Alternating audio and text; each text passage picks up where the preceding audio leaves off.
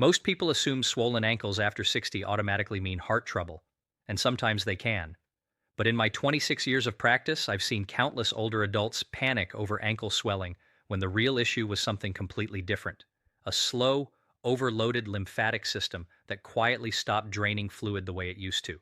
What surprises many of my patients is this: your body can hold extra fluid for months or even years before you notice it in your ankles, feet, or lower legs. Shoes suddenly feel tighter at night. Socks leave deep marks. The skin around the ankles starts looking puffy or shiny. Some people tell me, "Doctor, it's worse by evening, but better in the morning." That pattern matters.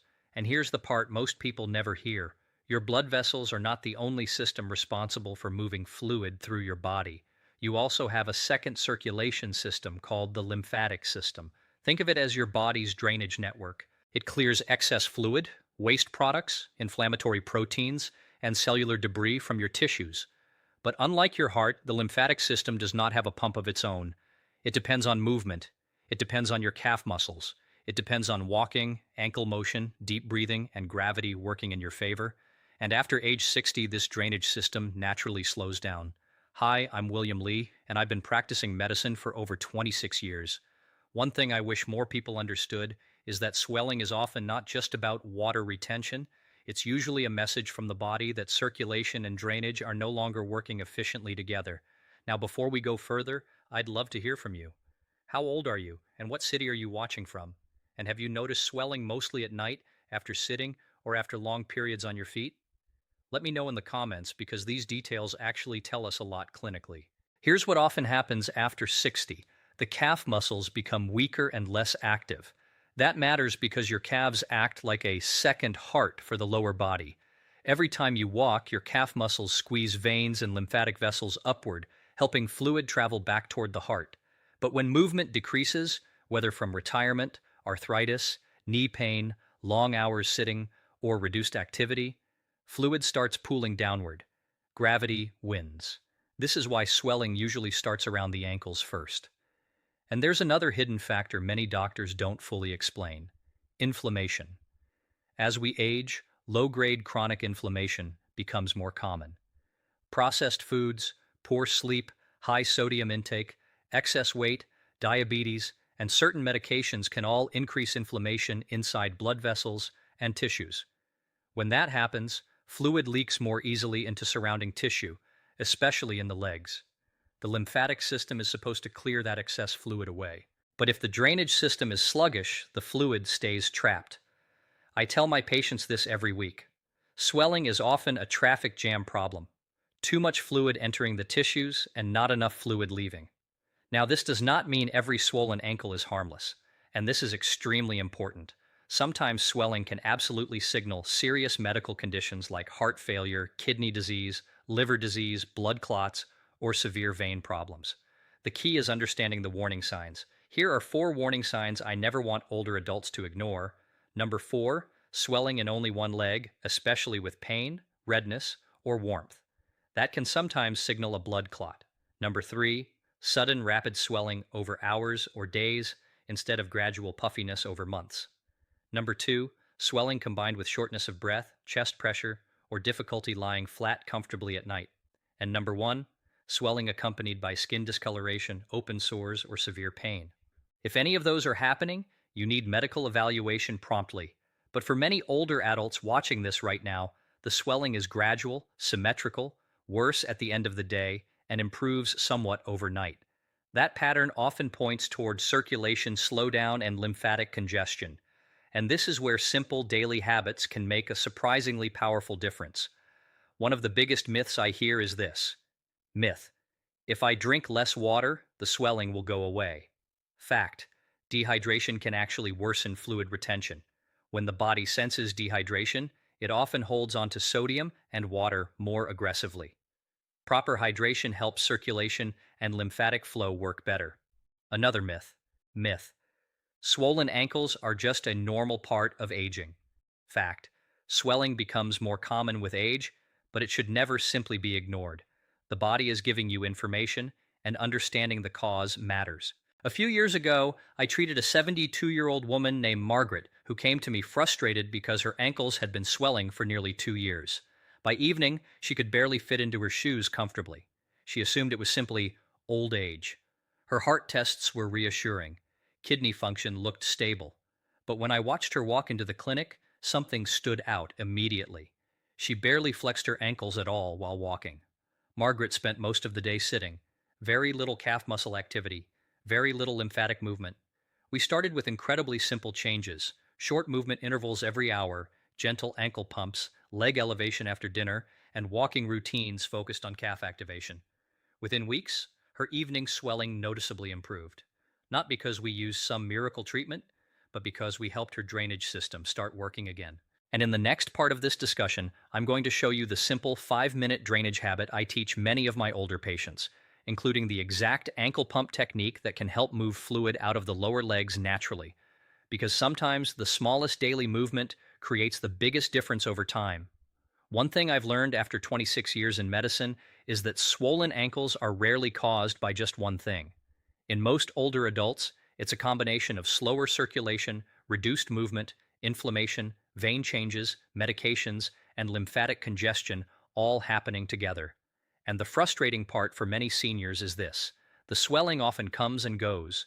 Some days are manageable. Other days the ankles feel heavy, tight, stiff, or almost full. Patients tell me their legs feel tired by evening even if they didn't do very much physically. That sensation matters, because swelling is not only about appearance, it changes how tissues behave. When excess fluid sits in the lower legs for long periods, oxygen delivery becomes less efficient, the skin becomes fragile, and mobility often decreases even further. It becomes a cycle. Less movement leads to more swelling. More swelling leads to less movement. And over time, that cycle can quietly reduce independence. This is why I tell my patients that protecting mobility after 60 is one of the most important investments you can make in healthy aging. Now let's talk about something many people overlook completely: the calf muscle pump. Most people think circulation is controlled entirely by the heart, but your calf muscles are doing enormous work every single day.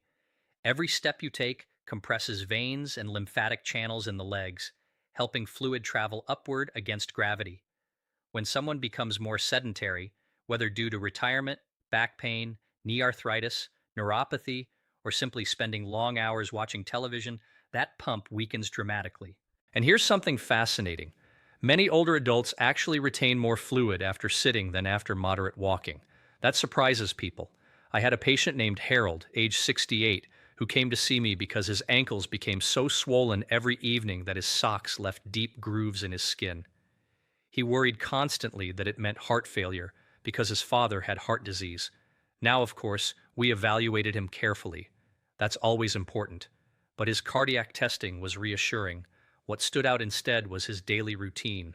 Harold had retired 2 years earlier and was suddenly spending nearly 8 to 10 hours sitting every day reading, watching television, and using the computer. Very little walking, very little calf activation, and almost no leg elevation. His lymphatic system essentially lost its daily assistance. I explained to him that lymph flow depends heavily on muscle contraction and movement. Unlike blood circulation, which has the heart as a pump, lymphatic drainage relies on body motion, breathing, and muscle compression. So we focused on what I call micro-movement therapy. Nothing extreme, no exhausting workouts, just consistent circulation habits throughout the day, and within about 6 weeks, Harold noticed less ankle tightness, less heaviness, and much less evening swelling.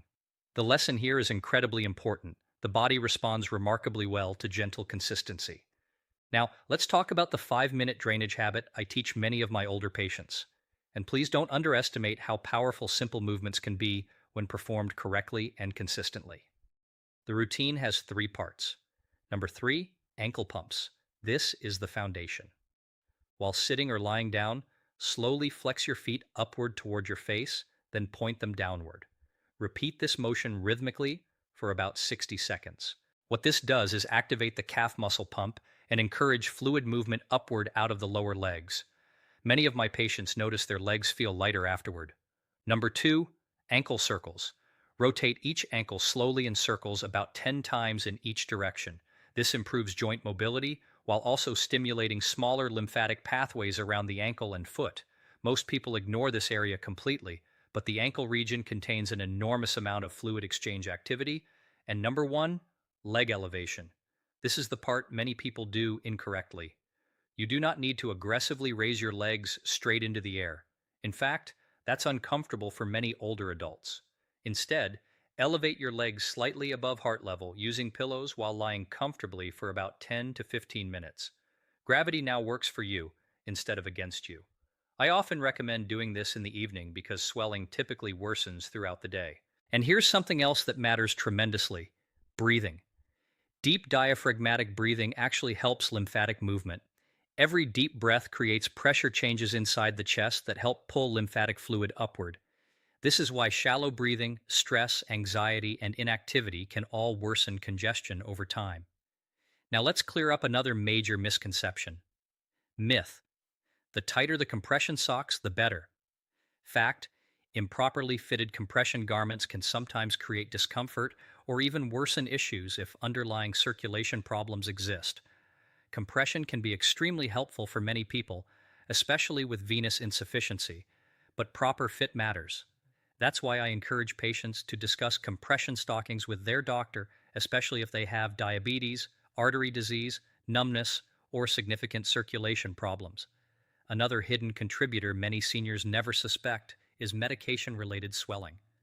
I see this constantly in practice. Certain blood pressure medications, anti-inflammatory drugs, steroids, diabetes medications, and even some hormone therapies can contribute to fluid retention. Patients often blame themselves when the medication may actually be part of the picture. That's why I always tell people, never stop medications on your own, but do ask questions. You deserve to understand what your body is experiencing. And I'd like to ask you something important. How long has ankle swelling been bothering you? Weeks? Months? Years? And have you noticed it gets worse after sitting or traveling? I always do my best to read as many of your comments as I can because patterns in real people's experiences often help others feel less alone. In the next part, I'm going to walk you through the exact daily protocol I recommend for older adults dealing with chronic ankle swelling, including the best times to move, foods that quietly worsen fluid retention, what to avoid before bed, and the red flag symptoms that should never be ignored. By this point, you can probably see why swollen ankles after 60 are often much more than a simple water retention problem. In many cases, the body is signaling that circulation, lymphatic drainage, muscle activity, and inflammation are no longer working together efficiently. But the encouraging news is this: small daily habits can create meaningful improvements over time. Not overnight, not magically, but consistently.